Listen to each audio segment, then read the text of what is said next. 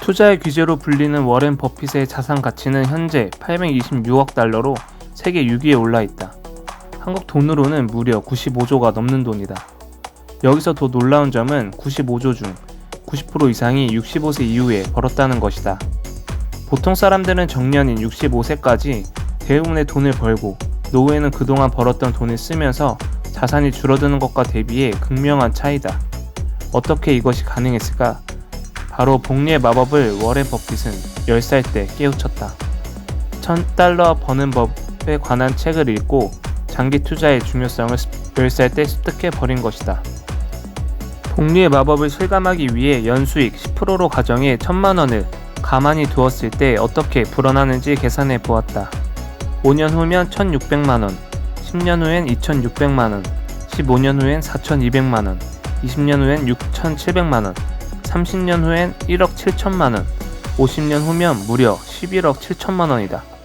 복리의 마법이란 것이 처음에는 불어난 속도가 더딘 것 같지만 점점 가속이 붙어 나중엔 제2곡선을 그리며 기하급수적으로 불어나 버린다.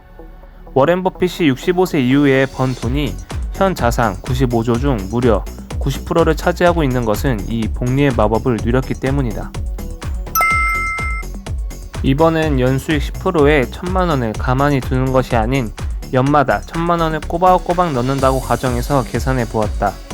5년 후면 6700만원, 10년 후엔 1억 7500만원, 15년 후엔 3억 5천만원, 20년 후엔 6억 3천만원, 30년 후엔 18억 원, 50년 후면 무려 128억 원이다. 연평균 10%라는 가정이 무리한 숫자가 아니냐는 의견에는 500개의 대형기업 주식을 포함한 미국의 대표지수 S&P 500 차트를 보면 또 그렇진 않다.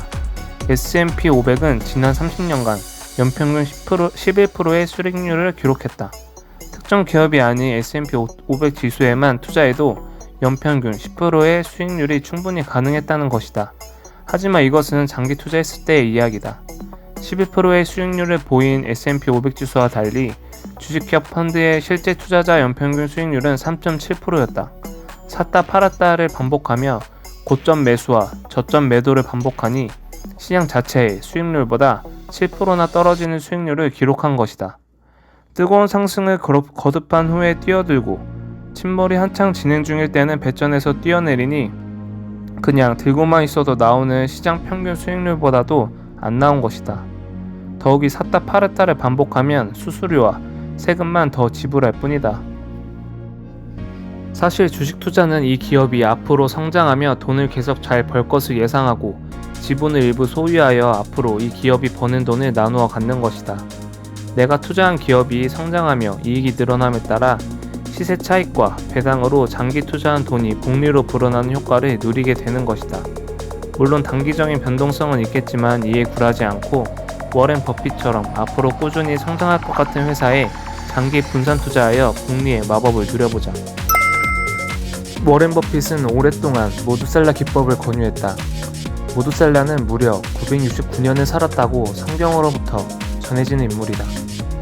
장수의 아이콘인 모두살라를 주식 투자 기법으로 네이밍했다는 것은 그만큼 돈이 불어나기 위해서는 투자 기간이 중요하다는 것이다. 워렌 버핏은 어렸을 때 이발을 하면서도 나중에 4억이 넘을 돈을 지금 이발비로 쓰는 게 아깝다고 생각했다고 한다.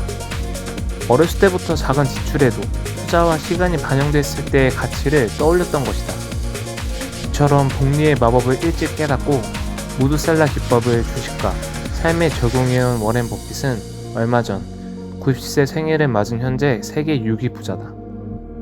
복리의 마법은 자본주의 시대에 꼭 필요한 지혜임이 분명하다.